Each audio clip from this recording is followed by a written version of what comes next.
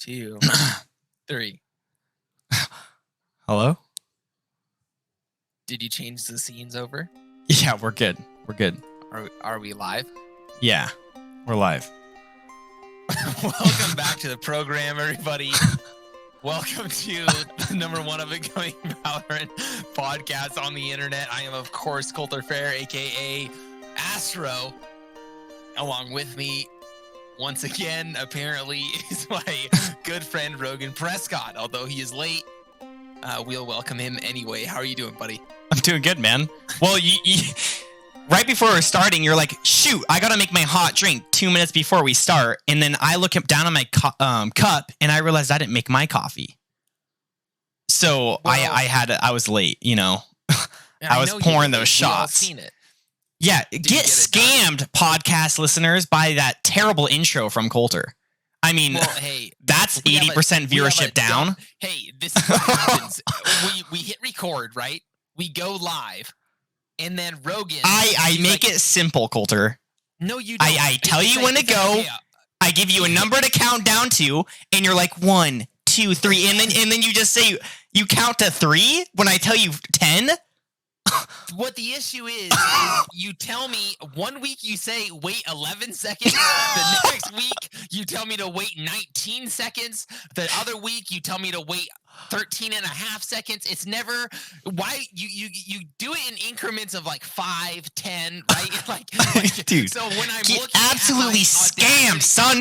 When I'm get scammed. At my timeline. I'm looking at my timeline. You're like, okay, start now. And let's say it's 8 seconds, and you told me to wait 13 seconds. Right now, I'm doing the math in my head. I'm like, okay, like 8 plus, right? And I'm screwed. And then my timing is off because I'm under pressure, dude. There's pressure in the intro. So, dude, well, you guys can thank Rogan for the bad intros recently. Because get here live, guys. Flow_state_gaming, twitch.tv, 6 p.m. Pacific time. Dirty Deeks in the chat or Cybot, excuse me. I'm rioting till we get episode 22 intro. I don't know what episode 22 entailed, but I'm guessing it was a nasty one to get those kind of comments. What's up, dude? Talk to me, man. Are we sipping on something hot over there? Is that what I'm seeing? Yeah, we're looking at a hot drink here. A single shot has been poured because I made a hot drink at 5. And then I slammed it in like 2 minutes, and I was expecting to have that for the podcast. Right. You know, I can never. You have to make it right before, because I'm just gonna drink it too quick. So I just poured a single shotter with some whole milk, 2% whole milk, and some Taj Mahal white chocolate powder. And dude, that Taj Mahal, it hits so great.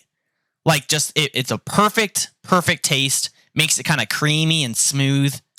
Taj Mahal. And dude, the amount, the smoothness of the blowouts, dude. Like the blowout rating, 1 out of 10, I would say a 9.5. 9.5.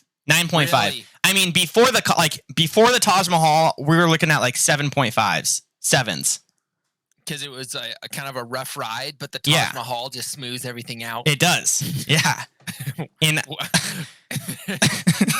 There's got to be some science behind that.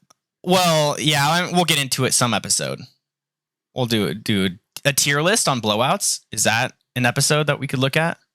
That could be, a top 10 list of blowout scenarios. That could be with pictures too. We could do a visual as well.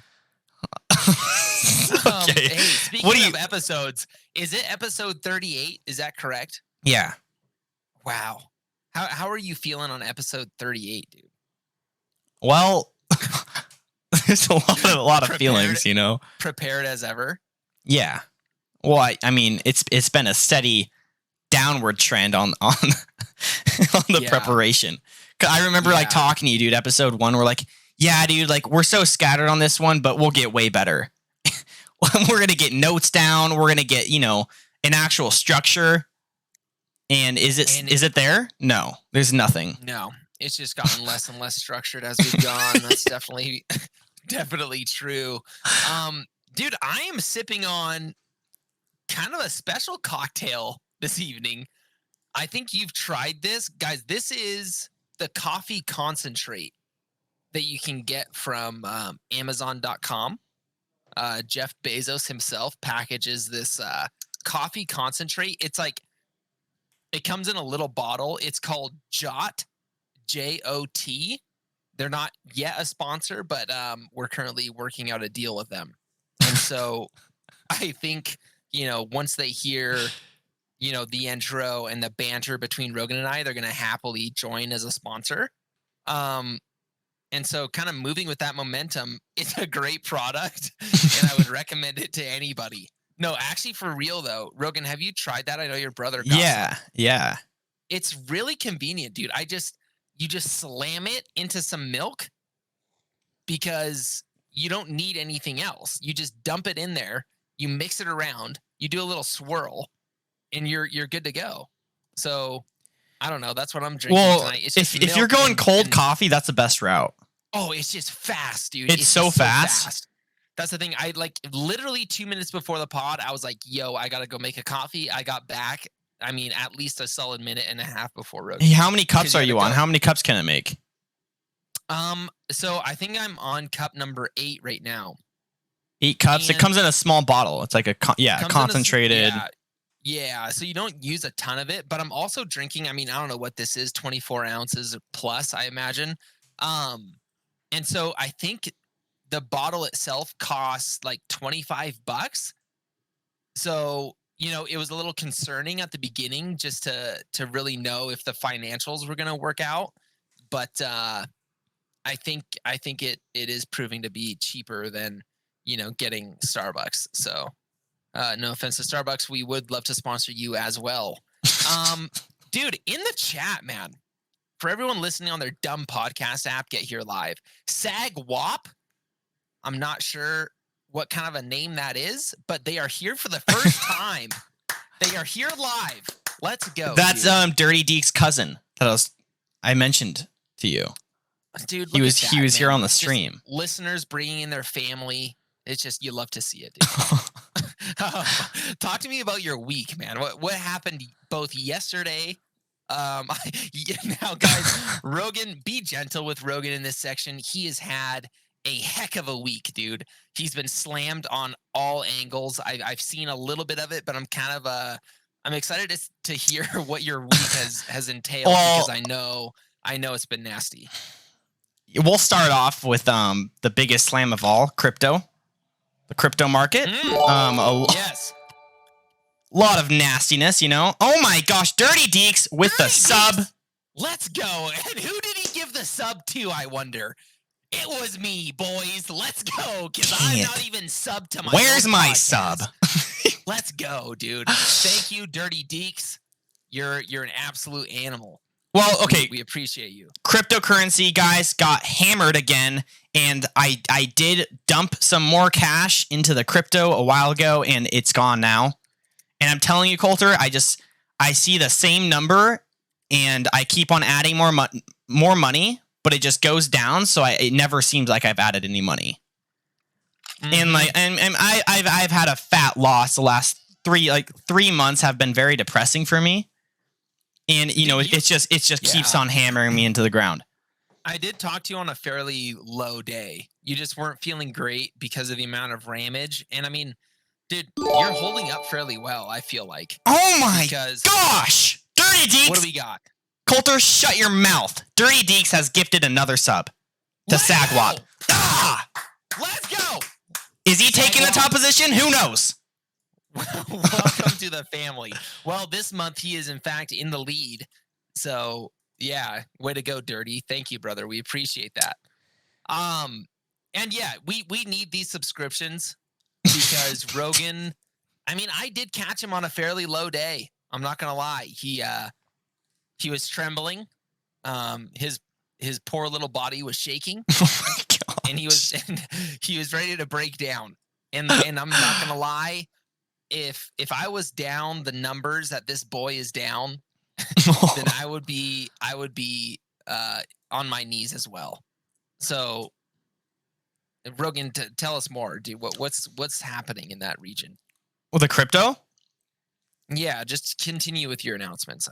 All right. Well, that was it for crypto. I won't get it heavily into it. Valorant wise, it was great for me. That was the only decent thing that happened to me this week. I had some great matches, awesome games. Good teams. I rolled the right dice in that area, and I got to Plat 3, and I was about 2 games away from Diamond, and then I played a game today and I lost it. So I think I have like 30 RR.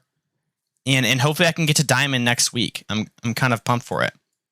But guys, I'm actually really excited for the Valorant ranking system. I'm warming up to it because I've been getting a lot better treatment if I play really well and we still lose. I got match MVP one game and we still lost, and I got -8 RR points because I had like the performance points that it gives you if you do really well. And, if you're winning 50% of the games, you're going to be climbing pretty quick. If I'm gaining 25 RR in each win and then losing 8. So I've been actually getting really excited for it. I feel like I've been able to climb a lot easier.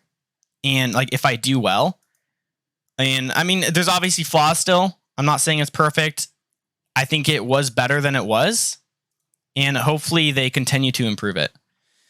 So that was Valorant-wise. Yesterday, guys, I streamed. It was a great stream. But right before the stream, I was late. I couldn't get to the stream right away, and I'm gonna make this story real quick. So my truck, it's not working. All right, I had truck issues, and I had to buy some parts at the auto parts store. So I ask my lovely mother to use her car. All right. So I use her car. I pull out of the driveway, and then I hear like a thud in the back of the car. And I'm like, oh, okay. Like, it's probably just a grocery bag, who knows? It's probably nothing crazy, just a thud. And I'm like, okay, I'll just check it when I get to the auto parts store. I'm driving. I go to Napa, pull in the parking spot, and then I go check on this thud in the back of the car. And those like, it's a Subaru Outback. It has like the automatic trunk opening. I click the button, guys, and just honey, a 5-gallon bucket of honey poured over in the trunk when I first pulled out of my house, and it was sitting there that entire drive.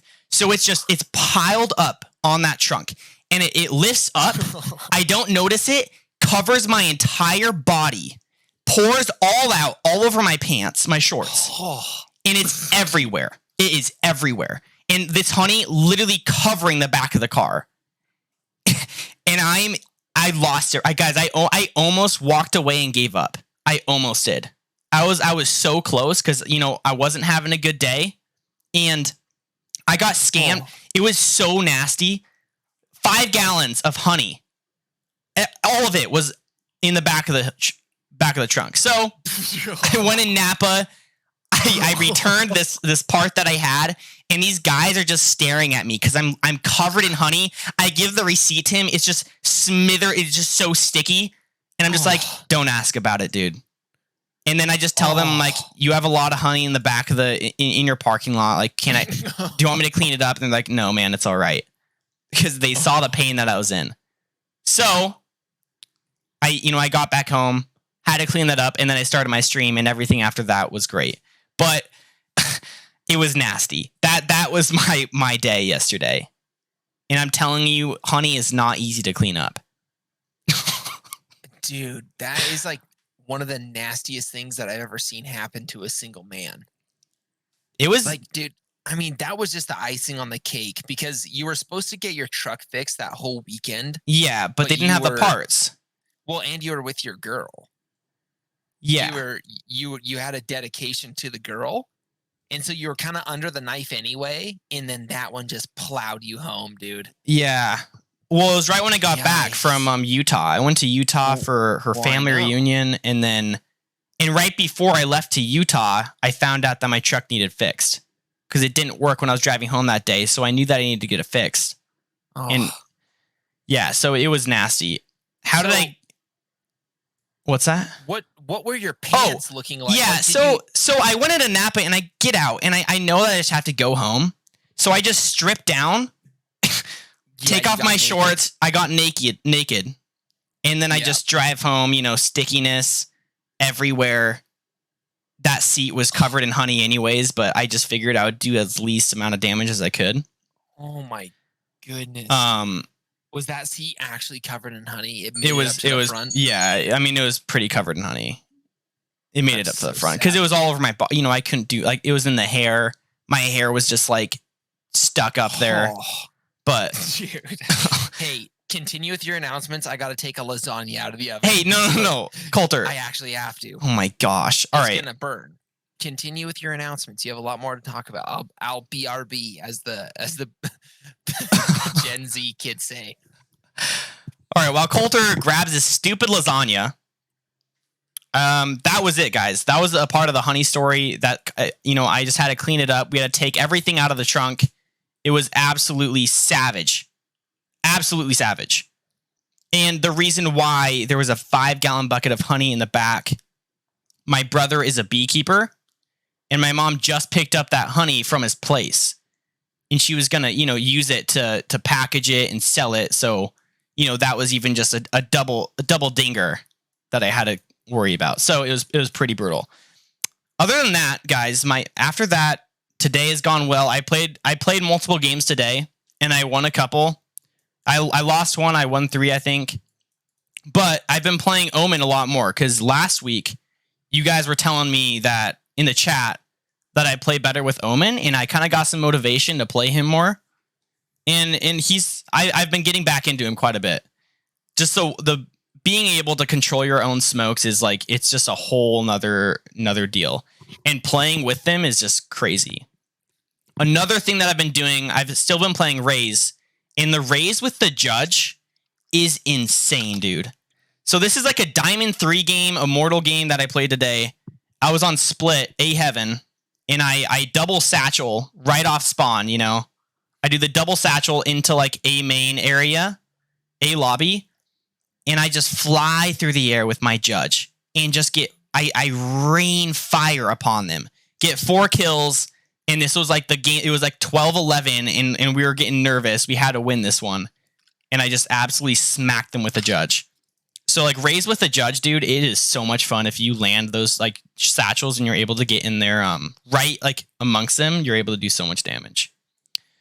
But yeah, that was it. Coulter, announcements, man. What's up, dude? I'm kind of done with it. How was your lasagna? Did it turn out well? Yeah, sorry about that. It's one of those Costco lasagnas, so of course it turned out well, right? They're foolproof. You are sick. Honestly, the first thing I've ever cooked in this house in like 6 or 7 months. So it's obviously not mine, right? I didn't purchase it. The people that left my house 6, 7, 8 months ago left it in there for me. and I've just now dug it out of the freezer. And she's hot. She's piping hot. And just ready to ready to 8 run. months expired or a year expiration? Hey, that thing lasts till 2022, baby. What? Dude, those frozen foods, they just always surprise me. I know, it's super wild because that thing has meat in there, dude. That thing has ground beef in there, dude. I mean, what's wrong with some mold, though? It just adds a little fermentation. I had a piece of bread just the other day that had mold on it. All right, that's too some much. Peanut butter and honey on there, dude, and just did you saw the mold and you just went for it? Well, I kind of picked a little bit of it off, but oh my then I just rammed the rest of the bread without checking. All right, yeah, it's fermented lasagna, dude. It's gonna maybe I'll be a little spiked. Huh? Maybe I'll be a little tipsy after a few slices. Wow, who knows? Dude, question on the honey, just kind of going back. How was your mom in that scenario? Because I think I saw some Snapchats and your mom was filming you, which you did not look like a happy boy. Dude, I could not handle it. Well, I know. I could see that. You know my parents. And guys, parents love their phones. They love new technology that they've never seen before. So they're, into the Snapchat or whatever. You love seeing the mom Snapchats that all the moms, take. And just picture that while I'm just cleaning up this honey mess as she's like, honey spill. Ha ha ha. Dude, well, hey, at least And you I didn't literally, just- I think in the video, I'm like, Mom, get off Snapchat. yeah, no, that was actually included in the tail end of the video. Yeah. I'm just surprised that you didn't get spanked on the spot, right? I thought maybe she would bend you over and spank you. Was she okay? Because I mean, Yeah, she was fine. I was the only one that was mad about it because it was just, that's interesting. she didn't care. Like you spilled honey in my truck, game over. Friend, the Okay, podcast the is nice not thing about happening. honey is that it's not like staining anything. You just wash it True. off. Yeah, true. Because Oh, like okay, if what a it battle, stained, dude. then that would have been over. But Yeah. All right, dude. Announcements on my end. Well, the Friday stream went decent. It was a good stream. well, your stream actually was sucks. doing- well, I know my stream is absolute trash. I think we all know that. But I was performing at a pretty decent level. I didn't get any good teams though. For the ones that were there live, you can vouch for me there.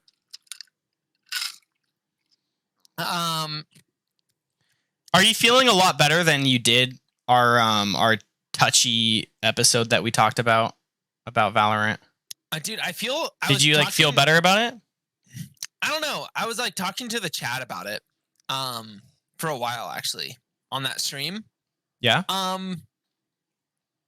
I think it would be really cool if there was like something to work towards outside of rank. Just cuz dude, like I'm not ranking up. You know what I mean? Like I'm going to be plat 2 max probably for the whole lifespan of this game unless I kind of like what me and you were saying, take it to a whole nother level. Yeah. So it would be kind of fun if there was like skins to unlock or like, you know, I know they have the battle pass, but I kind of wish there was more calling cards. I don't know. Give me something to earn, right? And we kind of seen that with like the levels, like how you can level up. Yeah. The level more of is kinda that. cool. Yeah, I think so too. And so I think more of that would be nice just because I kind of feel like it's fruitless. Like, so I don't know. I jumped into a game. It's like my team was 1000% dog water. Like by the 5th round, you kind of have a good gauge of like how your team is going to be. You know what I mean? Yeah. Like if no one is talking by like the 6th or the 7th round, I mean, you're kind of just playing to play at that point. You know what I mean? Like, Yeah, I don't for know. sure. If it's like 6-0 and not one person on your team has said anything and you're like trying to communicate and not one person is responding or trying, then it's kind of rough to go through that game in a really positive way. It just doesn't feel good. But I mean, apart from that, I think it went really good. Kind of Dirty Deeks. What do we get from leveling up again? I haven't seen any rewards. I don't think there is any rewards, dude. It's just like a testament to how much you're playing at this point. Yeah, you So, just like- see it above their player card. So like give me something. You know what I mean? Like if I I, think have to they'll add power through something. this miserable game, like with terrible teammates, like at least give me something on the back end that I can say, hey, at least I did this. Yeah. Right? They're just openly scamming us. Which Get is scammed in the chat. unfortunate. Exactly. Crypto is terrible, dude. I don't know what to say here. It's really, really bad. It's gone a lot lower than I thought. I'm not especially worried though, but I've kind of committed to just holding at this point. Yeah. I'm just buying NFTs and I'm just buying more crypto. So that's kind of my plan there. But yeah, I mean, my net worth is significantly lower than it was 2 months ago. Yeah. I'm gonna backpack off of what you said. Like it went a lot lower than we all expected. And that kind of just made me like, okay, I'm just gonna have to hold a lot longer than I thought. That's kind of what it was for me. Is that Totally, like dude. the It's like- recovery is gonna be a lot longer than I think a lot of people expected. Yeah. And like as that plummets down, I think it's just gonna be like just a longer span of time. But I don't really I haven't lost faith at all. That's the thing. Like, I'm so insanely bullish on crypto. Like, it's not even funny how much faith I have. Like, guys, I'm still in this position where I can barely pay rent because it's all in crypto. So I'm still there mentally. But I think like you, I was kind of in that mindset of hoping for like a fat, just V-shaped recovery, like a deep dive and then an immediate bounce back to like new all-time highs or something. That obviously did not happen. And you hear all these rumors like, okay, this is the last dip.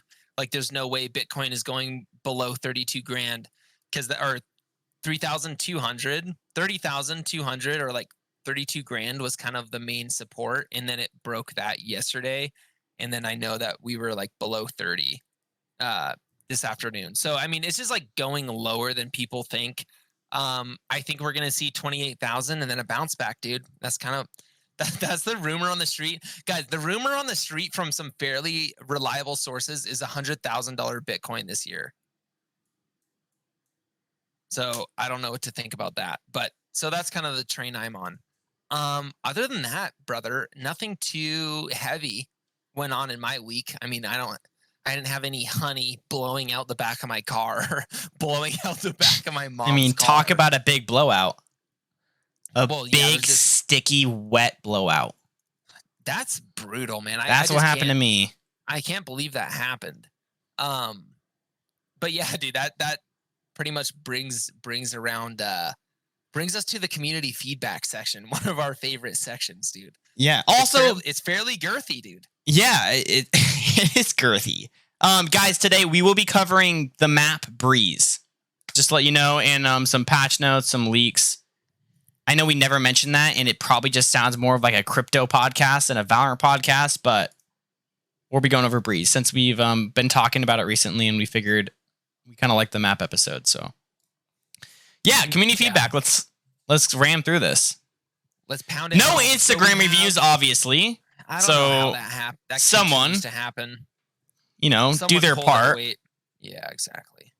But podcast Apple reviews, I have to admit it, guys. Coulter was right about ramming you guys and trying to scam you guys as best as he could, because he has. And he forced your guys' reviews to come into light. I've been getting success here. So we're up to 17 ratings now. We have 1 4-star and 1 1-star. So that's bringing us to a 4.7 average, right? We're creeping back up. Rogan, do you have it up at all right now? Yeah. I'll take the good pod one. This is from Johan Vasquez. Possibly. Pronunciation, is that right? I'm not sure. This is his comment on his review. I like very nice Borat. Yeah. Yikes! So, possibly, different country. Who knows? Thank you for the 5-star, though. What, Coulter? Do we have an international viewer? I think we do. We have a bilingual gentleman or woman. Let us know what you were trying to say. Wait, what is a Borat? I don't know. I looked it up and I couldn't look up. It didn't make sense to me. Borat. Let's see. Cultural learnings of America. Okay, I think we're off. We're on the wrong track here. From the glorious nation of Kazakhstan. Oh, okay. Maybe we have a Kazakhstani in the chat. If so, maybe. Thank you, brother, for that nice 5-star review. Let's go. Dude, I will choke a review out of each and every one of you, right? Because there's a lot more viewers than there are reviewers. So we need more reviews because the math just simply doesn't add up. All right, Coulter, you want to cover the other one? Yeah, so Jam, excuse me, I'm just figuring out this name. Jam is cute. That's one word, of course, and could easily be confused with Jamascutie. I thought that. Absolutely change that name. That is a terrible name, right? Because people don't know how to say it. 5-star. Wish I could have a coach as well. Cameron, we're looking at you. I just came back to playing games after not playing for 7 months, and I wish I had someone to tell me what to do. What an amazing way to improve your gameplay. Thank you, brother. What a nice review, dude. You cannot possibly get better at Valorant than listening to Rogan talk about his mom's car, right? This is the way to glory. Well, they're talking about coaching here. Well, I know, but just this podcast in general is just such a straight shot to Immortal. It's insane. It's Iron to Immortal. Like, give it 2 months, you're there. Yeah, if that, and that's why we love to hang out in gold and plat. To you, if you're not in the Discord, get in the Discord and then just talk in there and submit your clips, and we can work out some coaching. And for anyone else who wants to be coached, I think we can still make that happen. We have the people to do it. Yeah, exactly. We'll just gauge how bad you are, right? Put up a clip. We'll gauge how bad you are, and then we'll gather a coach from there. So that's it for customer or community feedback.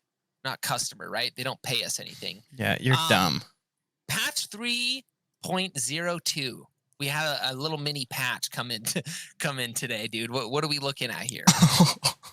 All right, guys, this is just a patch notes. It was today.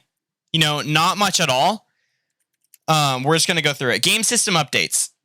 Changes made to how clipping is calculated, which should result less clipping overall in your gameplay. They also mentioned things are always going to still clip. They did a fix to change that. And clipping is just when you see like the gun through a wall, you see an arm, through a wall when you shouldn't be able to see them there. And they're just trying to address that. They had some screenshots showing one good example was on Bind on B site in Tube. There was like an arm that was kind of showing when he was standing in a specific area. And after the update, that arm doesn't show through that wall anymore. And that's actually really game breaking stuff too, because if you don't know where they're at and then you just see their arm through the wall, it's gonna, give it away, and then it kind of ruins the game at that point. So they changed that. Coulter, you want to cover the bug fixes? There's some big ones. Or I can take it. It's up to you. Just run away with it, dude. All I'm right. just saying hi to the new folks. Yeah. So Sage, another bug fix here. Sage, she was able to place her barrier orb to get a sliver peek, which is like just a tiny, minuscule area where she can shoot through and look, and then the enemy player couldn't see through that at all. They couldn't even see that she was there because it was so tiny. So you just sit there with an op and you're able to get kills from it. And this was on Breeze, and they just fixed that, so she's unable to do that, which is great because that kind of screws a lot of things. And then remove the ability to place Raze's boombot through some walls. Hopefully they fix like the ascent door, that when the boombot goes through that area, it sometimes like marks people like through the wall. Oh, and really? and yeah, it kind of it gets super buggy. Raze's boombot has some interesting movements about it. So if they fix that, that'd be awesome. Yeah. But and another huge thing. This is actually the biggest. This is a big one. Biggest thing of all. I'm sure everyone has dealt with this. Fixed a bug where team voice volume sliders would always reset to 50. So whenever you change someone's specific level and then you escape out of it, you go back in the game, it always goes back to 50. So you can never change if someone's screaming in their mic or too quiet. And they finally fixed the bug. It's been there for so long, but now we're actually able to adjust their volume and then, be able to actually hear your game clearly with your team, with your team chat. So that's very, very huge. And guys, that's the meat. I mean, talk about a big patch. What a bad patch, dude. Don't even put patch. Well, I think we should just do the episode on that. Just patch 3.02. Call it that. It's a lot of meat there. Yeah, it's not great. I mean, the biggest thing is the slider, is the volume. Honestly, slider. yeah, that's massive. Dude, how does it take so long? I don't know, dude. To like fix that, dude. Like that screwed me over a lot. I mean, because you don't know the background of it. Who knows? What if they have to change the entire? I mean, dude, like this one should have been fixed easily. But some people complain about a game when, like, if you think about it, these boys have a huge team coding, looking through this entire code, trying to figure out what code is doing this bug, which that's super hard to. It's very hard to do. It takes a lot of talent. So, Well, I mean, you can't really blame them for Get a this. I think it would have talented been an team, right? easy fix. Yeah, I mean, whatever Coulter says is right, I guess. But yeah, exactly. yeah, I was thinking something weird must have happened with the code somehow. Yeah, Mhm. just priorities. They did do a fat patch, so they're probably working on the big update, making sure that ran better. Probably not focusing on anything else. Yep. So Totally. that was it for the patch, guys. Moving on to, we have a skin leak. It's coming out in 1 day, I believe. Sentinels of Light skin bundle. Coulter, were you able to see it? This is looking absolutely fire, dude. Yeah, it's nice. It's similar to, dude, it's like a cross between the Prime and then those new skins that just came out, like that have the cool view. What were those guns called? Like, you know how if you spectated the it would, Origin. like, come apart. Yeah, Origin. Yeah, dude, it's like a cross between Origin and the Prime. That's what pops out to me. It's insane. It looks I will be nice. getting some. I mean, we're talking Fire. everything. There's not one thing that I don't like about it. Is this going to be a full packer for you? Oh, no, dude. If crypto makes a big recovery soon, I mean, maybe, but that's not Dude, looking like it. Yeah. I'm If thinking I was Vandal gonna for get a me. full pack. Oh, me too, dude. I don't have a single Vandal skin. I have might need to get glitch it. pop and whatnot, but glitch pops, it's like the dragon skin for you, dude. It's just too much. Yeah, it is. Like, isn't it? I like the prime skins because they just look like slick. They aren't like in your way. And I the same know. thing with these skins. These skins look super slick. Like, Well, I'm just and gonna- yeah. 4 different skin variants, which is huge.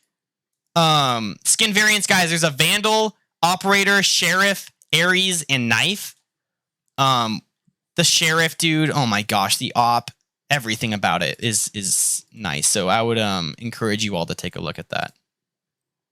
It's definitely pretty sweet. I'm excited to see the kill animation. It's just, oh, dude, I don't know. They're looking good. Rogan, agent leaks, dude. Yeah. You got a little bit of info on this. What are we looking at here? Agent leaks, going off some just people who leak Valorant. You know, they go through their code or whatever, but they found this in their code or whatever. Not sure if this is going to be like real or true, but who knows? We have 2 different agent leaks. They're like, it has their code name on here. One of them is Deadeye, which is, we already actually covered him. We already covered that leak.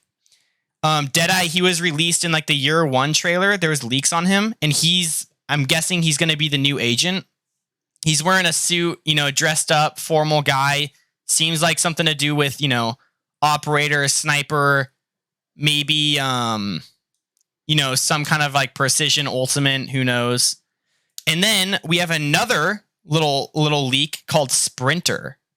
So this is like a code name that they leaked. They found it in the code, and it comes after like Deadeye. So it's like another agent. So Deadeye and then Sprinter. I'm not sure if Sprinter is going to come after Deadeye, maybe 2 agents at once. But Sprinter is a very unique code name. I mean, are we thinking movement here? Because that's what it sounds like. Yeah, that's what immediately struck out to me. But I mean, I think that's really cool if like they're already giving us information on the next 2 agents. Yeah, I know. I'm kind of looking at some Deadeye info right now, and it's looking fairly promising that maybe Deadeye will be the next agent, which would make sense. But I mean, I don't know. We just got KO, so Yeah. I kind of forget what their timeline is on Yep. agents. But Talk about a recovery from the trash skins they've been releasing. The last 2 skin packs have been quite nice. they've been good, man. Yeah, no, exactly. But anyways, guys, that is it for the announcements intro section. Now we're going to move on Breeze, right? Coulter, do you have anything else to add before we move on here? Dude, Sagwap said that the skin pack is already out. So Oh, it I must didn't have see it just today. launched. May have just launched. Sorry, I don't have anything else to add. I don't think, brother. Is it already out, Coulter? Dude, can you read? Because you obviously can't. Never mind. It's coming out in a day. Tomorrow, boys. Yeah, I knew that. Coulter. Breeze. We're talking Breeze today, boys. Rogan, what's the first thoughts that come to your mind when you think of Breeze? Do you like it? Do you not? Like when you realize that you're playing Breeze, what's the first feeling? I haven't played it enough, but every single game that I play, I like it more and more and more. You know, it's just like better and better and better. And that's what I really do appreciate about it. Because like, it's the same thing with Icebox, guys. Right when it comes out, you don't know the call outs. You don't know anything about it. And it's super hard to like keep track of and actually figure out what's going on. So it just rams me so hard. Right. Oh my gosh, Visage rating us with a party of 7 boys. Let's go, boys. Ah! Let's go. Insane. Thank you. You nasty boy. I think this is an all-time high. I think it's an all-time high. Oh my gosh. Let's go, boys. Are we growing? Are we growing a viewer in 1 month? A viewer at a time? Yeah. It's a slow grind, but we're grinding. Thank you again, dude. Yeah. So Breeze, first thoughts. I think it's an open map. You have I just haven't played it enough. Like Bind, I know exactly where I'm gonna play. I know exactly what I'm gonna do. On Breeze, I'm still trying to figure out how to play mid.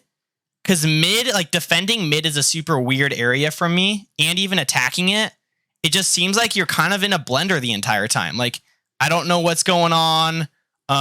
What angles are they going to come from? So those are my first thoughts, man. And I'm getting more and more excited about it. I enjoy playing it. It's not like I hate it. And I know I like it more than Icebox. I just have to give it time. What are your first thoughts, man? I really like this map a lot, actually. I just like how open it is. I really prefer it to tight angles, like you just mentioned, Icebox. I prefer this style of map more than Icebox. I don't like coming around a corner and having 19 different angles that they could be peeking from. Like, there's just so many corners on maps like Icebox, and you get rid of a lot of that noise on this map. Like you, I think mid is super interesting, but I think it works, man. Like, the doors kind of makes it a little awkward because the defenders can come right out of doors and have some pretty, like, fights can open up really early on in mid because, the defenders can come straight out of doors, and then from the attackers, you can get pretty much right up to mid immediately, like where the barrier is. Yeah. So, within a couple seconds, you could have contact between doors and mid bottom. I don't know. I think it's a pretty well thought out map. Honestly, I don't know. It just, everything is clear. I like the color tones. The color tones are amazing. Yeah. Like I can see everybody. I don't feel, dude. I don't even know if this is attacker or defender sided. I don't have that really dialed in yet. I don't feel like I'm super disadvantaged on either side. Yeah, and I honestly think it would be cool to revisit Breeze once it's been, fully matured. We have a lot of games on it because it's hard to tell right now. And I think, like you said, going in mid, fights just start off so early, and I think that's what throws me off from it. It's just kind of like unlike other areas. Yeah. Yep. But I mean, totally. I like it. One thing that I mentioned, I think it was last episode or something, but how taking A site or whatever, you can just use your utility very smartly if you just clear a cubby, clear one side of the map, and then you kind of just slice the pie like we always talk about. You kind of slice the pie, and it's easier to do that because it's open, and you kind of can, clear out behind pyramid. No one's there. You can work on the next pyramid. Yeah. And that's what I like about it. It has a methodical, strategic kind of takeover vibe that I get. And I really appreciate that. Yeah, Coulter, I like the map. I like A too. Do you want to start on attacking on just a general consensus of what are you going to do when you attack? Yeah, dude. So I Attacking, I for some reason just feel like mid is super important to control. The flanks, kind of like we were saying, how the battles can initiate so quickly in mid. Um, leads to there can be flanks super early on from the defenders, like someone lurking through mid.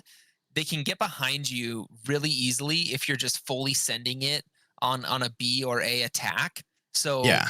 my main thought on attacking, just generally speaking, I know we're going to go into detail on attacking A and B separately. Generally speaking, I think mid, you have to kind of keep it in mind when you're attacking. That's Yeah. my main general thesis there. And I think like just putting one on flank when you're attacking is always big, unless you're pushing all at once. But you have like certain areas of the map that really they can screw you over if someone takes advantage of it. Yeah. One is like B elbow, is that someone on Oh. elbow can get such a fast flank on you on B side. They get an early pick, and that really screws with your push. And then like even A hall, if someone pushes through hall, they can get a quick flank there. And I think just like keeping that in mind of these little areas that people can, mess with you, that I think that helps a lot. Always putting one person on flank, just covering that area, it can save that round. Yeah. Yeah. And I mean, Sentinels just don't work as well on this map, I feel like, outside of Killjoy. So, I mean, if you are doing a full 5-man push and you're not allowing yourself to have somebody on flank, I would recommend, keeping the turret at your back. There's just so much flank potential on this map. Yeah, for sure. A site, what are you doing, man? What's your go-to? Attacking A, for some reason, a hall. I think that's what we're calling it. I think that's the official call out. Hall feels weird to me for some reason, and I don't know why. So I always find myself in cave. I never really go through that other side section. It's like I go wide and I'm in cave trying to get a pick on pyramids if anyone is peeking that immediately. I think I might prefer attacking A, if I'm going to be honest, just overall. I love how open it is. You have to watch that if you're on the attacker side moving into the A site, on the right hand side there's that cubby on the far right. Yeah. I'm sure we've all been slayed dude. right there.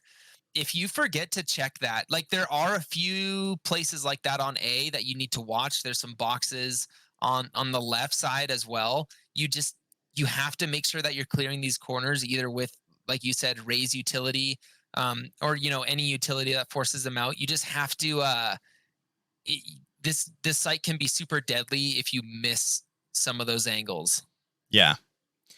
For you Odin players, if you're going through A shop, you're attacking A shop, be careful because you can get wall banged from sight with an Odin. And that you can wall bang if someone's defending A, they can wall bang through that wall and hit you when you're walking up shop, which shop is kind of like the elbow of A when you're attacking. And that I've seen a lot of people get kills there, and it really like is surprising because it's so early and they can just shoot straight through that wall. Yeah. Go ahead, man. Side note, if you're not getting orb in A, then you're doing something wrong. That's such a free orb for the attackers that if you're just doing a full 5-man and bypassing that, you're leaving a lot on the table. I just wanted to throw that out there because I see it happen way too often. Yeah. And also like, oh my gosh. Let's go, dude. Insane. Heavy Z. Dirty dog. Dude, he saw Dirty Deeks get in there and Heavy Z. He's like, no. Just slapped him around. Oh my gosh. You and he subbed yesterday on my stream. Thank you for that. You are just stop it, dude. It's insane. Dude, it's insane. What an absolute savage. What a sexy boy too, dude. Oh my. Oh yeah, it's incredible. Thank you, man. We appreciate that so much. Where were you, dude? What were you talking Well, I about? just lost myself in Heavy Z's, nastiness. He got us a little. Well, him and Dirty Deeks are just out of control tonight, right? They're just they're out of control. You guys need to shut it down. You're already too far. Yeah, very true. Coulter, I was just gonna say I agree with you. Like on attacking A, you gotta clear out those cubbies that mess with you. And I do like. I think I also prefer attacking A than attacking B. And just like I kind of mentioned this earlier, we talked about our top plays on Breeze on our topic suggestions podcast episode, and I really like getting bombed down early, and that's on B site and A site. If you get bombed down early, it's super easy to play retake if you're holding flanks, and that's just because like the time that it takes for all B players to rotate to A takes so long. The time's ticking down.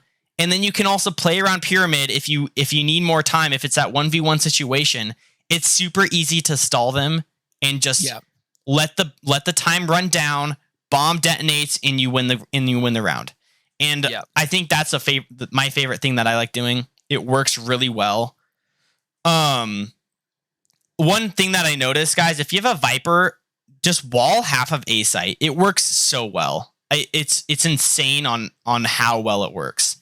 It just blocks off the entire area. The defending people, they don't know what's going on. And it really, really screws. Dude, I feel like Viper is extremely valuable on this map. I'm like very, very similar opinion to you. Post plant on A feels so nice. Yeah. Especially you can plant it for cave and you can just kind of play in cave and see the bomb. And if you have any kind of molly or any kind of utility like that, it's just really easy to hold because you can peek back and forth.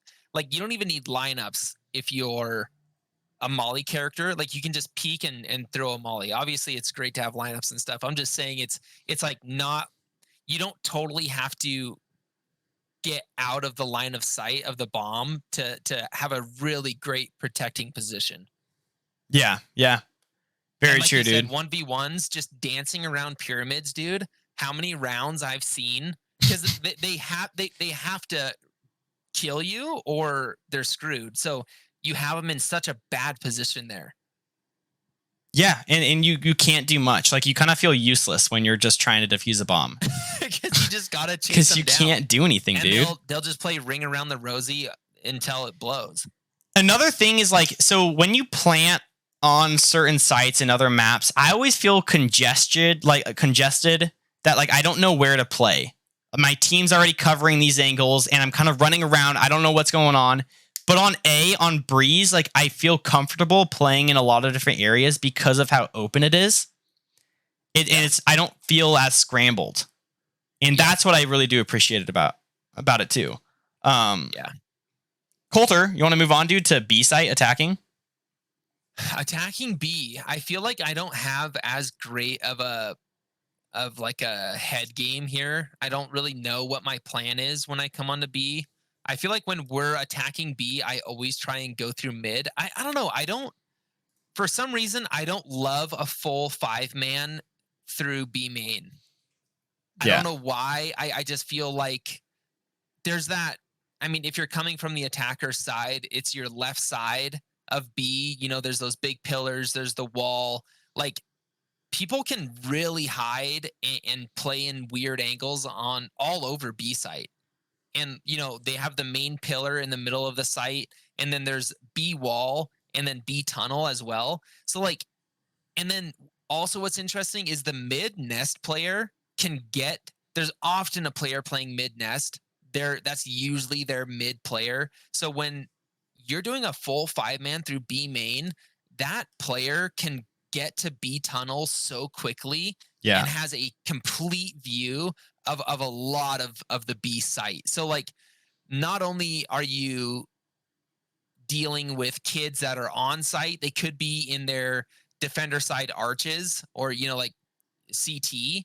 I mean, there's that whole room that a player can be in. And then you also got to watch tunnels. So like you're almost looking at, you know, I mean, 400 or whatever that would be, 300 degrees of like coverage that you need to, as soon as you break on the site, there's so many angles that they could be.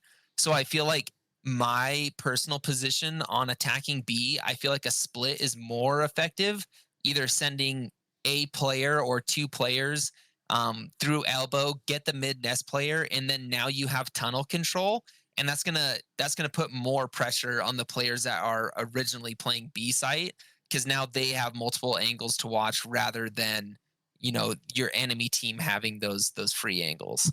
Yeah, I completely agree with you as well, because if you aren't putting people elbow, that just makes it so someone can walk up, the enemy can go elbow and get a flank on you. So you're kind of like it's a win-win situation.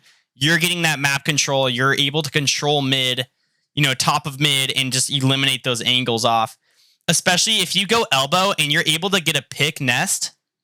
Once you get that pick, you can go straight to tunnel, like Coulter was saying, and then you have like vision over everything pretty much. You have vision of so much, and then it's like from two different angles. You're looking from B main and B tunnel, and you're able to clear almost the entire area except the very back corner of the site, and then your team can push on and take them out, and you have sight. Yeah. Like, dude, like you said, you nailed it. I don't even have much else to add. Yeah, I think it's imperative that you have a player or two players take mid control if you're gonna go for a B hit. Yeah. I mean, it's just rare. I have seen, the full 5-man through B work out if everyone just hits their shot. But there's also been games, dude. There's a game, and this is just a prime example, exactly what you're saying. The mid nest player on the enemy team was a Jet, and we just went full 5-man through B main, and that Jet popped her ult in mid nest and dashed, and she's that dash pretty much carries her beyond tunnel, and she's like already into elbow. And so you're barely cracking onto sight, and you have not only Jet, it could be anyone, a Raze double satchel, she's in elbow, and like she's 7 steps away from getting an angle on your back. And so now you're legit 360 degrees that you need to cover, and you can find yourself in a really bad spot. So I just think that's going to be my takeaway thought on attacking B, is just you have to apply pressure in mid. Yeah. And also, if you're not going to take tunnel, if you're not going to go elbow, throw a smoke there. A smoke is huge. Also, like a Viper wall on B, guys. Viper is insane. Her wall blocks off 2 full angles on B. You only have to worry about watching the wall and then on sight, and then you have sight. And it's super, super useful. And honestly, wherever you plant, I would have Omen or someone smoke it too, because around that pillar area when you're planting, people can utility dump if they see you. They can throw grenades if they don't know where you're at, though. If you're in smoke, you're able to mess with them a little bit more and like get plant down in a safer way, because someone can get an angle on you pretty quick. Yeah. So just be careful of like where you plant at. And that pillar, you have to be careful of your flank at all times, because you're almost always dealing with someone who's coming from B main on the flank. They're rotating through mid, rotating A site, going around. Yeah. And even like throwing a smoke there, having someone stay back, it'll be very useful. Well, again, not a bad site for post plant though. If you do manage to get the plant down, you can be kind of picky on where you actually plant. I've seen kind of the same ring around the rosy in the back of the site, like around those pillars and the wall, just kind of like jumping and either triple shotting with their pistol, or tagging someone with a shotgun, and kind of you can continue to poke at them without totally swinging out. So that's often a situation. Or you can plant it for B window, like you can get all the way back, you have great coverage there.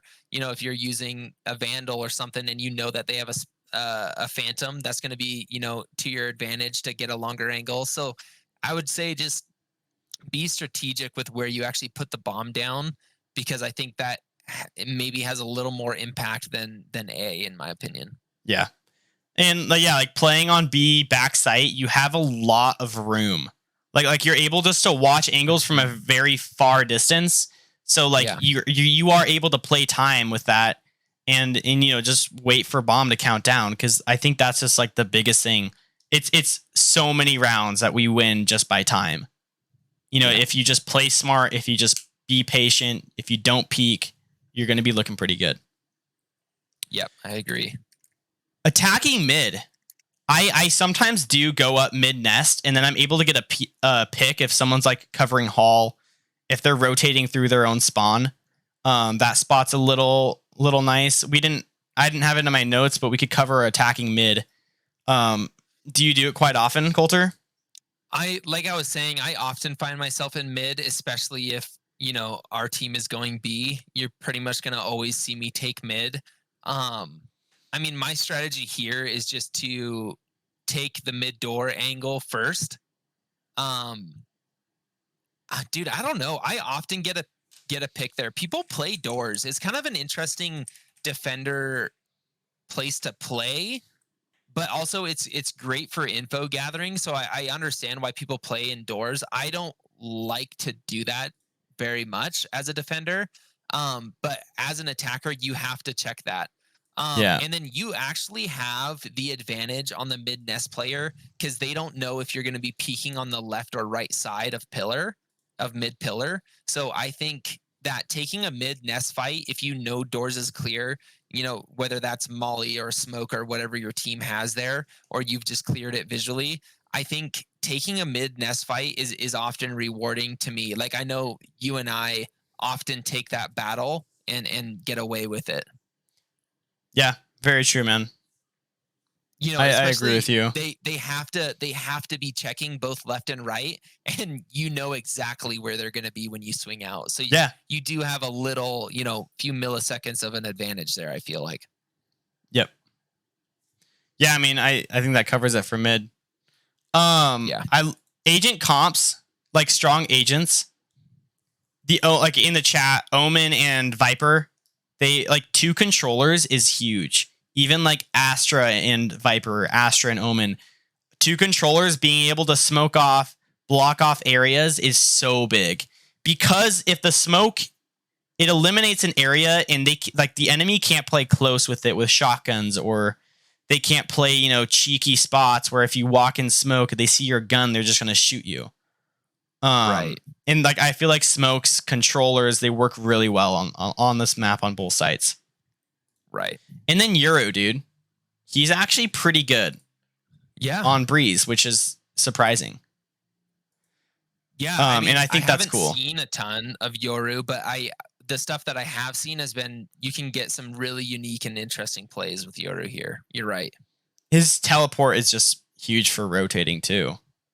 I mean, just the big map. Mm-hmm. And it has such open spaces to travel. Like it won't get hung up on angles. Like it can travel through clear spaces for a long ways, which is an advantage to him. Yeah, for sure. Well, you want to move on to defending, brother? Yeah, dude. Why don't you take the first step into defending here? What's your general thesis? General thesis on defending. I'll usually find myself playing A around pyramids or hall. I enjoy watching hall. And I think pushing up hall, getting a flank on that way is super, super exciting. You're able to get that early push. And then if they're pushing up A, you can, I can walk around and get a flank going. Also I'll sometimes play like switch on A switch where that door, like the staircase is. Watching from staircase, since a Viper usually walls that, you can look over that Viper wall and you're able to get some picks right there. And also it's just good early info because then you can also open up door if they're pushing through hall, and you're able to cover hall as well if someone else isn't holding hall behind you. And then you can, that person can play on B or mid, and you can have, people on different areas instead of throwing one designated person on hall. I usually play Omen on Breeze. I find he's a lot better than Raze just because his smokes are huge. And I'll usually throw a smoke. There's a one way on A. I like throw a smoke there. And then I sometimes smoke hall just to prevent somebody pushing right away. If they know a smoke's there, they're probably just going to stay back, and it's going to take them a lot of time to push through that smoke and clear it. And I think that just that helps our team, I feel like. But I think like when I first think about defending, I'm probably just going to go A. I try to rotate pretty fast and have one person anchor, but I'm trying to rotate as quick as I can here. And also like just trying to get yourself in an area where they won't expect you is big. Trying to get on site before they plant, because I know that post plant's gonna suck. So just preventing that as much as you can is it's gonna be very useful. Yeah. Also, just like throwing your util where they're planting. Pyramid, if they're planting near pyramid, you can dump util. It's super easy to stall that plant. Even pyramid, even B site, you can kind of predict where they're planting. So just stalling that plant, it's not as hard as it would be on other sites. Yeah, I agree. All right, dude, talk to me. That was it for my general thesis there.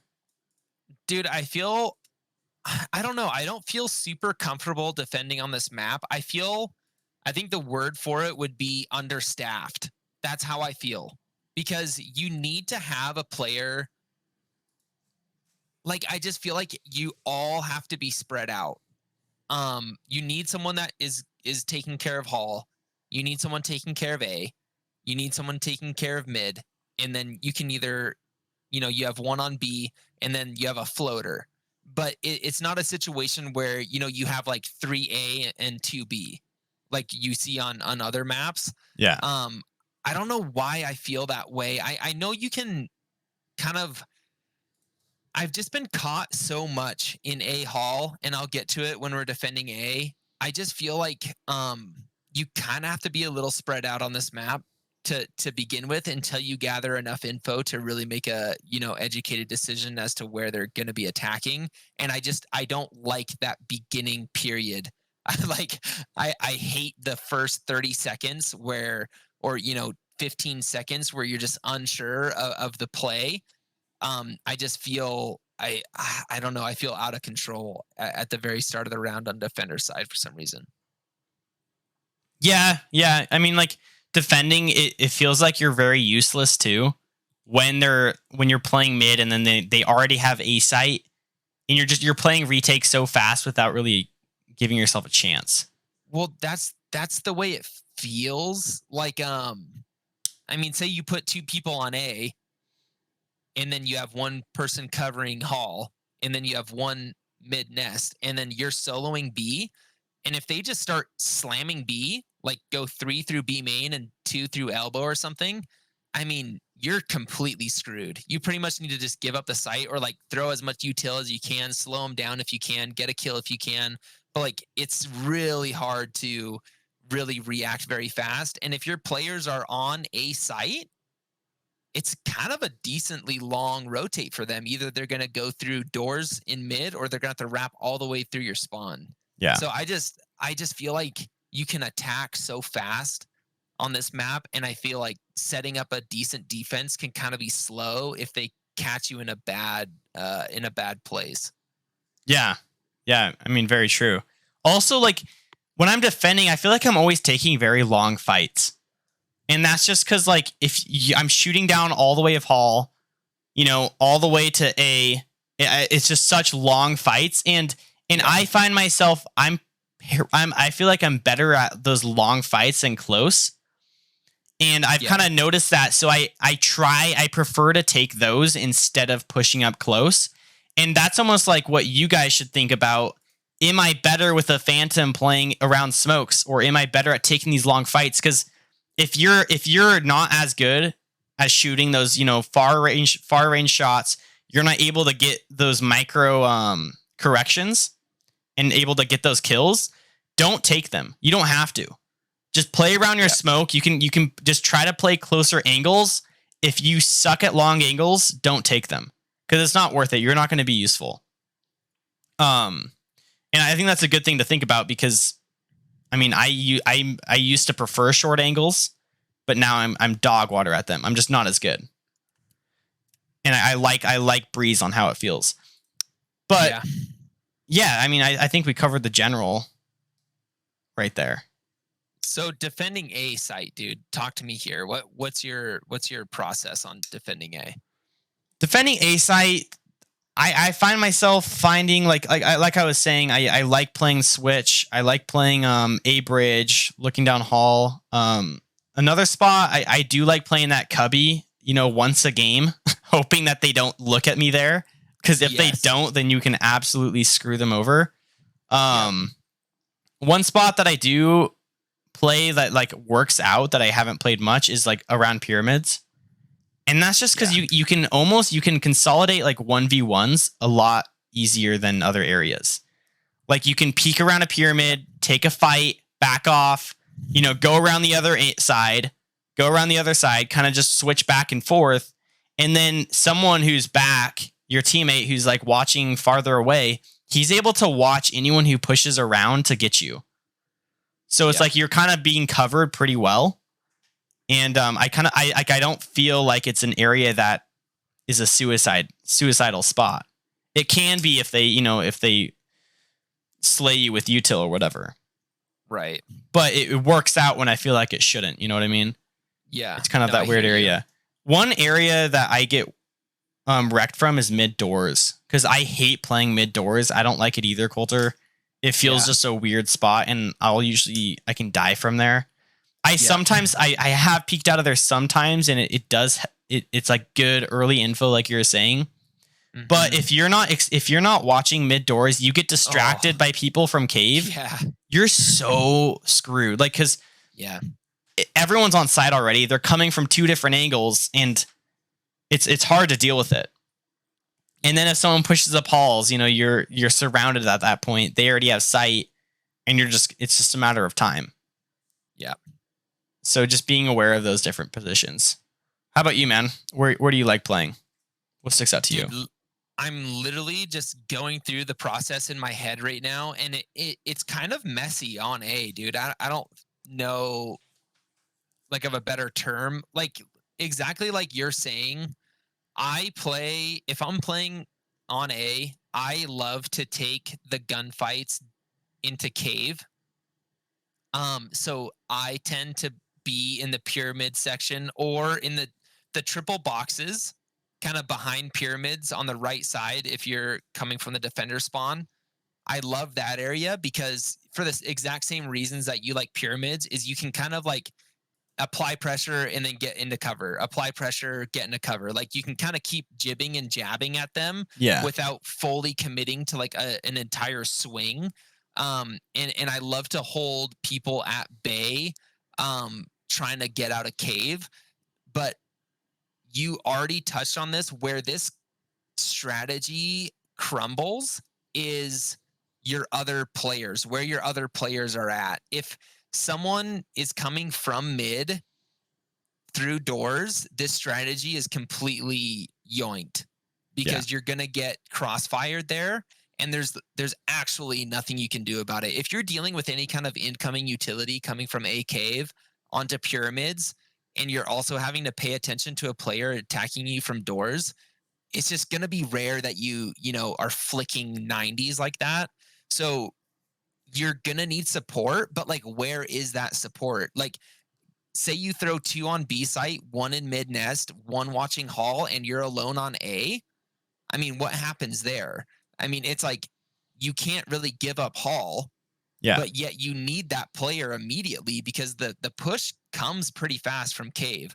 I mean, if they're going A heavy, the action is going to start fairly quickly, and you need support now. So you're going to have to peel your mid nest player off, and that opens itself up to other problems, because if you take your mid nest player to come over to a bridge or something to provide support, well, now there's that threat of them just freely going through mid into doors because you're trying to hold hallway, and that there's just not much you can do about that. So I mean, dude, just think of those rounds when you're defending A. In the first 5 seconds of the round, your hall player gets tapped, and you're sitting in A pyramids. Yeah. I mean, you're, like you said, all of a sudden there's a 360-degree threat, and you're right in the middle of it, and it's very difficult to get out of that. Yeah. Yeah, you're right. So that's what makes me hesitate to play in the middle of sight, like in pyramids, like we're talking about. But yet I don't know what a better angle is to defend from. Like, because if you're going to try and defend from a bridge or something, I feel like you're just too far from the action. They're just going to get the plant down and then play retake or, play post plant there. Yeah, in Pyramid, it counters that util that Viper's throwing down that the smokes are doing, because they usually don't throw smokes Pyramid. They're throwing it on, they're throwing it way back on bridge. They're throwing it mid doors or whatever, and then you're able to get those, those cheeky shots.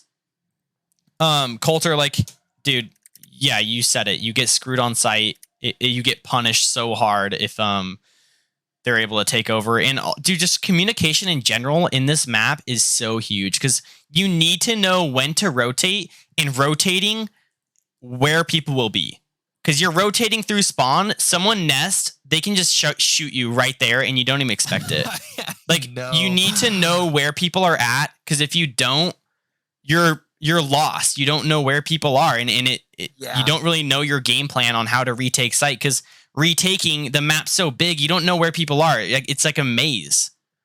Yeah. Not even a maze. It's just like they could be anywhere. So you're super lost, and you have to like know where people are, use your util, and just communicate. If your defending player gets immediately tapped in Hall, what is your play there? It's almost like get off of site, but I don't know if that's really the right call. And a lot of times you can't.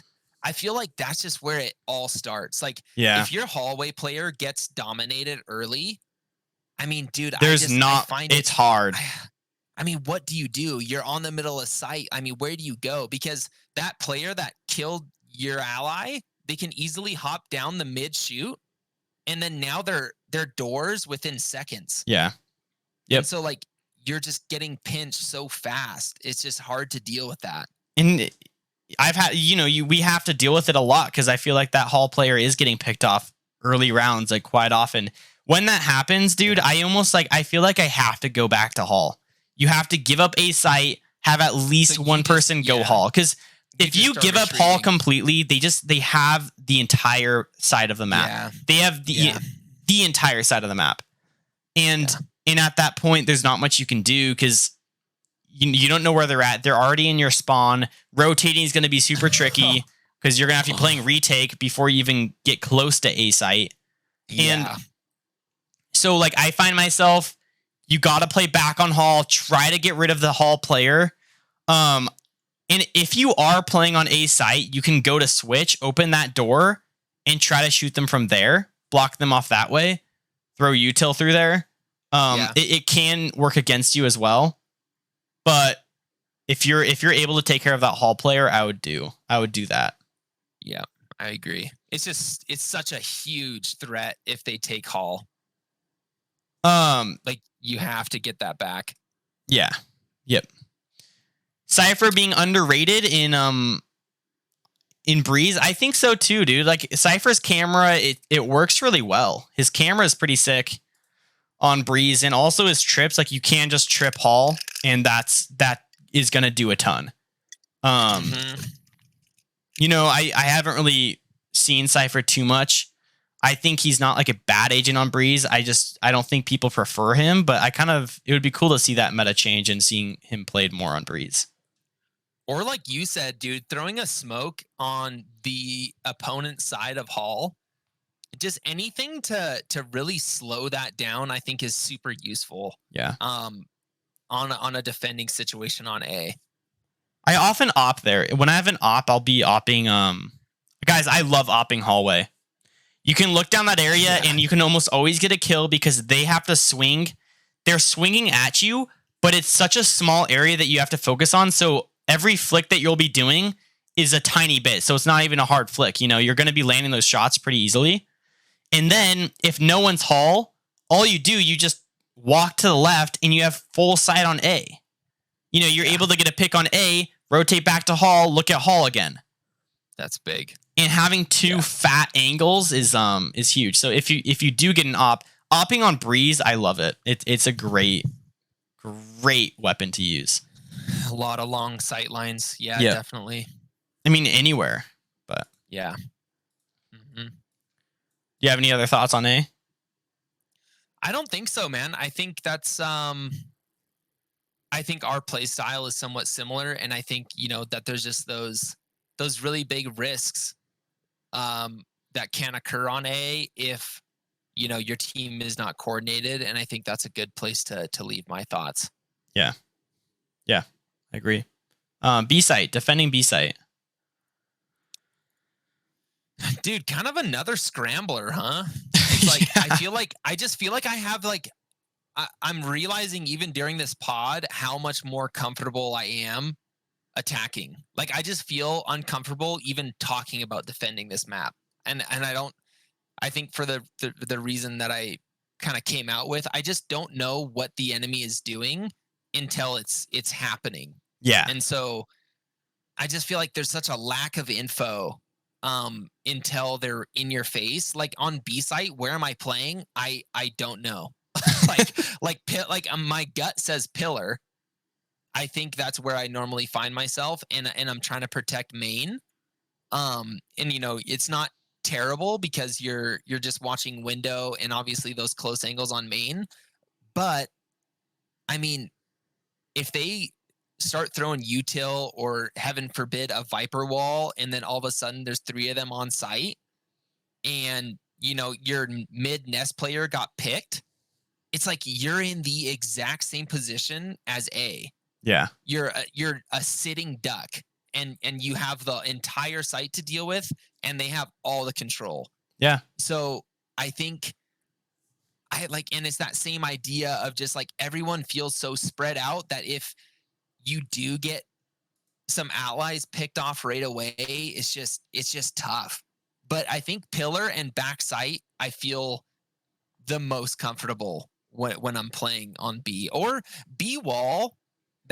That just random standing wall is actually not a bad place to do some damage because you can peek either side of it and you have great vision on where they're most likely going to be planning, which is going to be around pillar most of the time.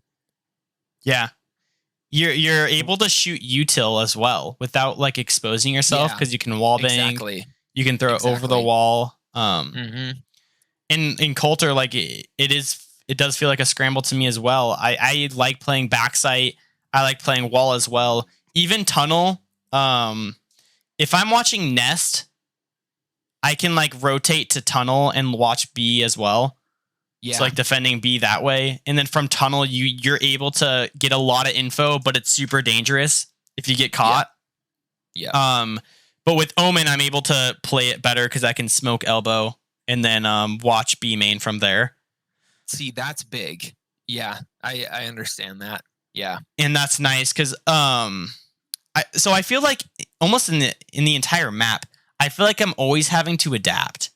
Every single game, every game I've played on Breeze, like a Viper is going to change the game completely on how you should play it, on different positions you should play.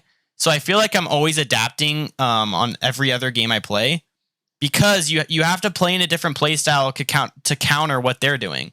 And if they find something that works really well, like pushing B super hard and playing post plant, you have to do something about it. You got to be pushing tunnel, pushing elbow, trying to get a flank on them to stop that post plant. Yeah. And I feel like that's the case with every round. Is always like trying different things to counter what they're trying to do.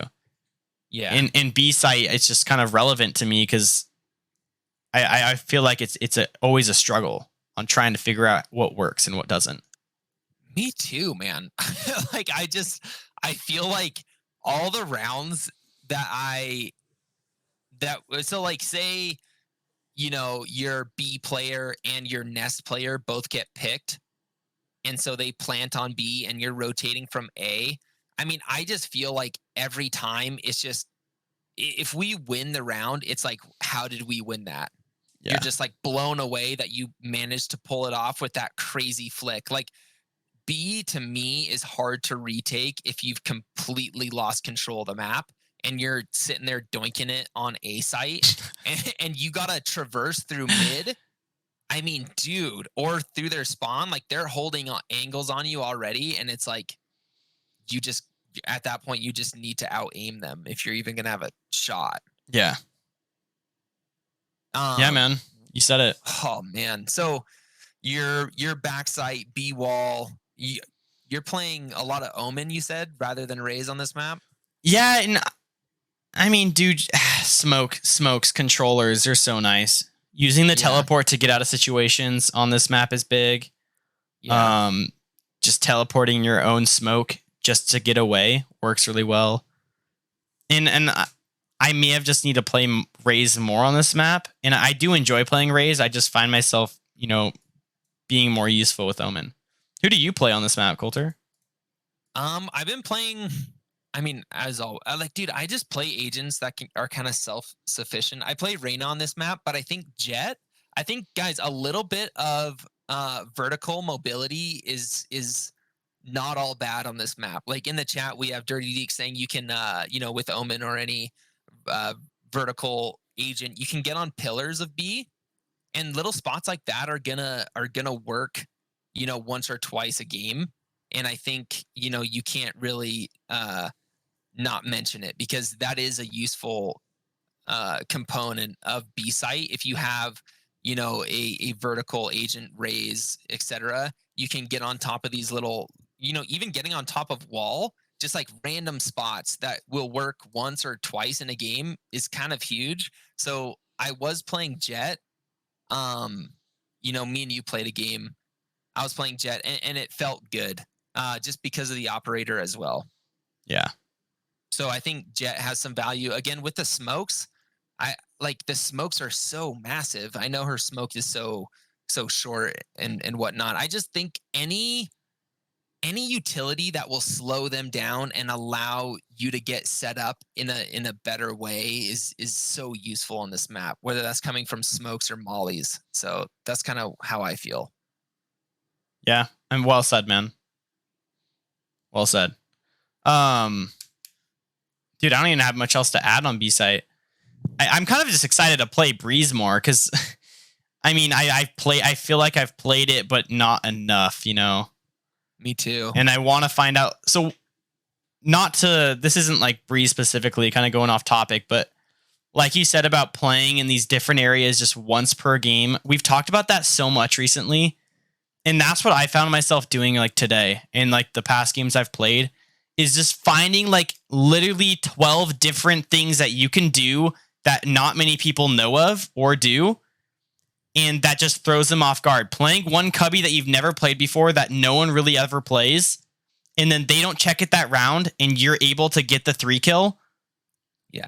You win that round. And if 12 of these different places to play, different strategies to do, and even if you win, half of them, it's going to be huge for your team.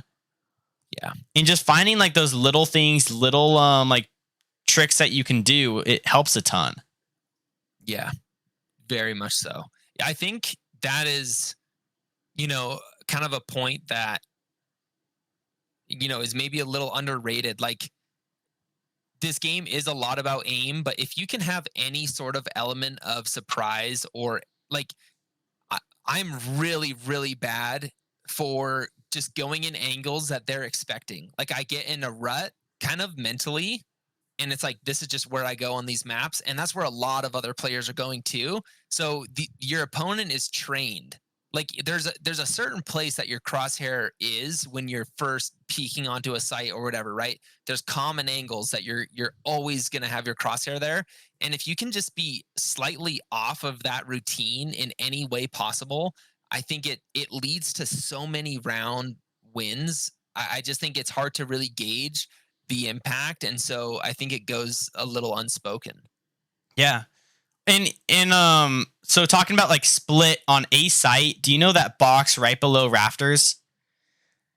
Which site? On split on a site. There's that box right below rafters, and I was watching the VCT, a while ago, and I saw, I think Shazam played that one spot, and it made me want to play there. And I played it like I play it, once every game or whatever.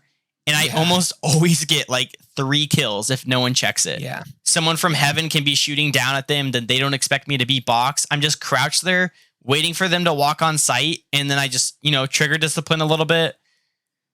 And I punish them. It works very well doing that.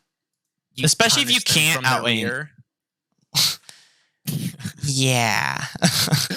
Sorry, keep going. I don't know what Well, that's all I happened had to say. I mean, you just slayed me right Yeah. there. there. B elbow, I hate it. I'm coming out right now.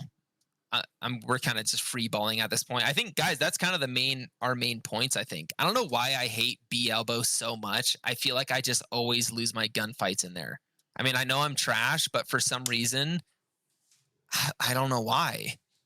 It's just a weird play to me going through B elbow. It's like I'm just so distracted because they can be. I think it's called mid cannon, or like there's just kind of a lot of things you have to watch, and then if they swing you outside of B main, then you're just garbaged on. Yeah. You have to But play that's it the just been right my way. experience. You have to play it right and like always watching out for it too. Yeah. Because I mean, I've had 3 guys push through elbow when our team was attacking on B. Yeah. They all had specters, just a mad rush. They absolutely rolled us over. You know, one of us guys, like crazy. one of our teammates die. We're kind of like walking B main, and then there's 3 guys on us right away without even like having the time to react. Yeah, that's so crazy. You're right. That's huge. But I mean, yeah, dude, that was the meat of the episode. Dude, that was a great. We need to do maps more often, dude. Valorant, start making maps every week, please. Yeah, then we can just literally do a map review weekly. I don't know. It's so nice to have such a solid topic to just really ring home. I just felt like info was just flowing from both of us. That felt really good. Dude, you're right. Peasants, you guys need to get in the Discord, ram as many questions, topic suggestions as you can in the topic suggestions channel. Like as many as you can. If one person's putting 50 questions in there, that's awesome. Yeah. There's no limit to the questions that you put in there. Just absolutely slam them in there so then we can just ram them through episodes. Because we want to know what you guys want to hear. And we're kind of still waiting on doing Asian episodes until we find, you know, people to interview, people who are good enough to provide a lot of like great input on the agent. And on that note, guys, don't react to anything in the topic suggestions because we react to them, and that's how we're keeping track of where we're at on the list. We get So lost. you guys have reactions. Well, right, because it's like, you know, we don't check it for a while, and then we check it, you know, 3 weeks later, and it's just makes it easy for us to really sort it out. So thanks in advance for that. But yeah, definitely, because guys, like, there's not a plethora of updates and changes that come to this game. So I mean, we need things to talk about, and there's a ton of good questions that we want to answer. We just don't know what those are. So the more that you ram that topic suggestions channel, the better job we can do at giving you guys content that you like. Yeah. Coulter, So is that going to be it, dude? I think you should take us away here, brother. I think I left the oven open from my lasagna, and it's just been running. Oh, nice. That's good. We do have an after party. I mentioned that we might play we're going to run some games after our episodes, the IM. So I think it's a good time to start customs, you know, start up the chance to maybe play customs again, because we haven't really made it work before. I'm just trying to throw it out there again because, you know, you peasants aren't. I call you guys and I get one person, and then it's just 2 of us sitting in a party trying to play a 5v5 game. Never works. Never works. So get here live, flow_state_gaming, twitch.tv, Tuesdays, 6 p.m. Pacific time. All right, ladies and gentlemen, you have been listening to the Flow State Gaming Podcast, episode 38, where we covered Breeze and the trash patch notes of 3.02. Valorant, give us some bigger updates because we are desperately in need. Thank you guys again. Catch us live next Tuesday, 6 p.m. Have a good one. Bye.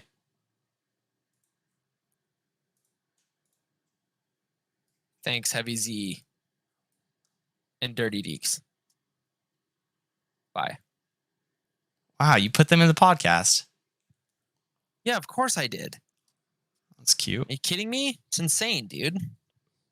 Dirty Deeks is out of his mind. So is Heavy Z. Guys, know. I'm gonna quickly check on that oven. I'll be right back. All right. Any boys who want to play customs, get in the general voice channel. And just chill there for a little bit. When Coulter gets back, we will hop in there and hopefully we can run a 5v5. Hello? Hello. Hey, we're gathering the boys to the general voice channel. Any wieners in the chat? Okay, that's kind of interesting. I leave and this is where it goes. Wow, dude, without What you, the we have no heck? order. Well, It's just that's a what it looks madhouse. like. I eat wieners all It's just day. Wiener Visage, City, dude. Keep that to yourself, dude. Jeez. You're getting out of control, buddy. Yes, he is. Coulter, episode 38. Upload that bad boy. Oh my gosh, Yeah, Lingo, I'm trying. 31.2 thousand breadcrumbs. Dude, that is just absolutely dirty, dude. That Coulter, is it's dirty. gonna be sooner than we thought, daddy. Dude, picture us both, coconut bras, just on all fours, just bucking like a bronco, dude. Stop, dude, stop. Oh my gosh, dude, that is gonna be sick. You are sick, dude. You are Dude. sick. That is gonna be nasty. Wow. Oh. I do not want that to be a reality, but it's inevitable. Unless we just shut down the podcast when he's at like 98K. That is a shut good down the idea. podcast. That is We not can a bad just idea. Say that we're out, right? Just We're bail. done. We're done. Oh, So guys, that's kind of that's the timer that's ticking down is Lingo's breadcrumbs. So the more he has, the sooner we're done. So keep that in mind. all right. I'm gonna end the talk to me. stream. Okay. So then I can start the edit. But guys, anyone who wants to play customs, get in the voice channel. We will gather there, and then we're gonna try to run a 5v5. So get there. And I think we'll probably gamble breadcrumbs like next week or something. Because I kind of want to scam Lingo for all his breadcrumbs that he has. Okay.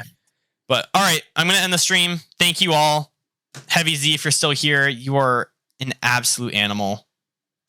Heavy Z, Dirty Deeks, all you boys are just, I mean, we really do appreciate it. Yeah. Insane tonight. You So guys thank keep you. us going, so. Yeah.